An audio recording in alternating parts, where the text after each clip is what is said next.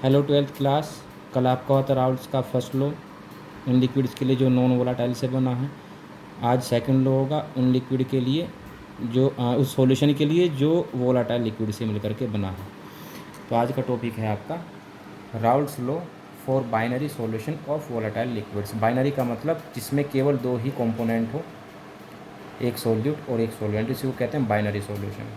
तो जैसे आपका एक एग्जांपल ले लेते हैं वाटर का और अल्कोहल का। उस तरह का अगर सॉल्यूशन हो तो राउल्ट्स लॉ को हम कैसे रिप्रेजेंट करेंगे? तो ऐसे सॉल्यूशंस के लिए राउल्ट्स लॉ कहते हैं कि अगर कोई सॉल्यूशन है जिसमें दोनों ही नॉन वोलाटाइल हैं तो किसी एक कंपोनेंट का जो पार्शियल प्रेशर होगा वो उसी कंपोनेंट के मोल फ्रैक्शन के डायरेक्टली प्रोपोर्शनल होगा। मान लीजिए आपका सॉल्यूशन बना है ए और प्लस बी से।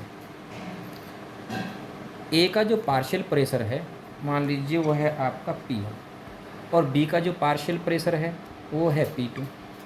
पार्शियल प्रेशर का मतलब अकेले का जो प्रेशर है। और ए का मोल फ्रैक्शन मान लीजिए है x1 और बी का मोल फ्रैक्शन है x2। तो वो कहते हैं किसी एक कंपोनेंट का जो पार्शियल प्रेशर है वो इसी के मोल फ्रैक्शन के डायरेक्टली प्रोपोर्शनल है।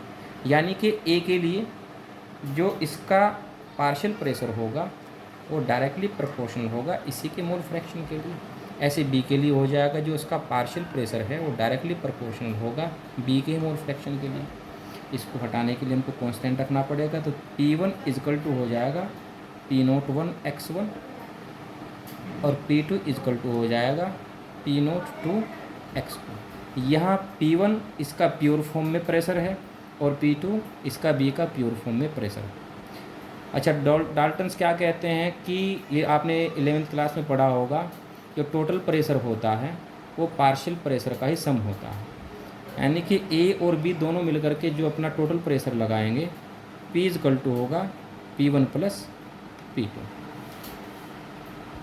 P इजकल टू P1 की जगह हम ये रख सकते हैं P01 x1 और प्लस P2 की जगह रख सकते हैं P02 x2। तो ये होगा आपका राउल्ट्स लॉ उन सॉल्यूशंस के लिए जो बाइनरी है और वोलाटाइल लिक्विड से मिलकर के बना, जिसमें दोनों ही कंपोनेंट वोलाटाइल हैं।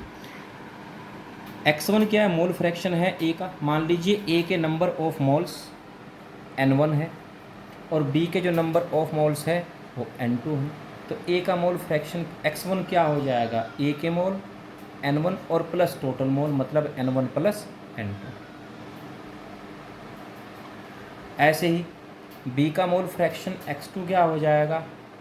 बी के मोल n2 और बाय में टोटल मोल n1 प्लस। इन वैल्यूज़ को हम यहाँ रख सकते हैं।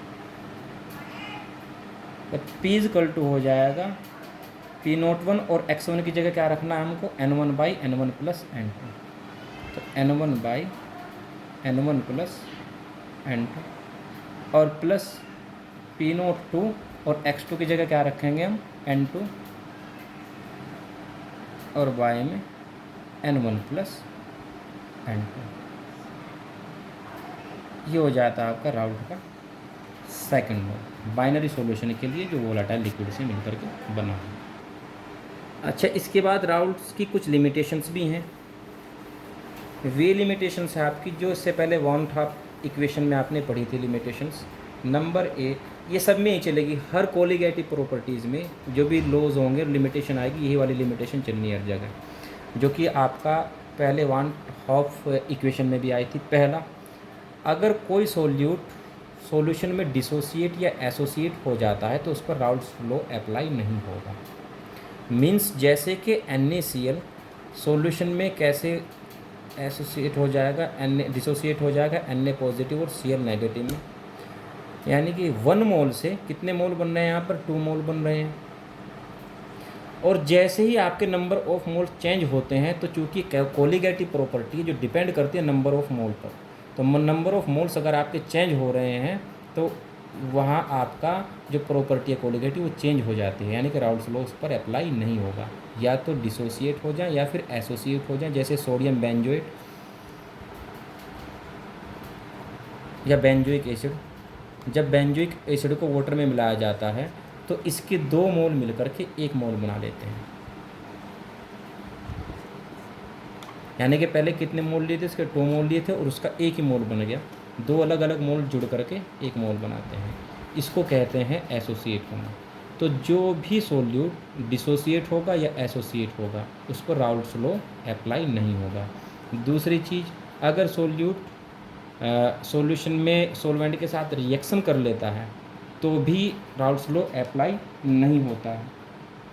और तीसरा आ जाता है, अगर कंसंट्रेशन ज़्यादा हुई सॉल्यूशन की तो भी राउल्ट्स लॉ अप्लाई नहीं होगा, यानी कि डाइल्यूट सॉल्यूशन पर ही अप्लाई होता है। तो 3 पॉइंट कौन कौन से आ जाते हैं। पहला, उसको सोल्यूट को सॉल्यूशन में डिसोसिएट या एसोसिएट नहीं होना चाहिए। दूसरी चीज़ आ जाती है, सोल्यूट को सॉल्वेंट के साथ रिएक्शन नहीं करना चाहिए।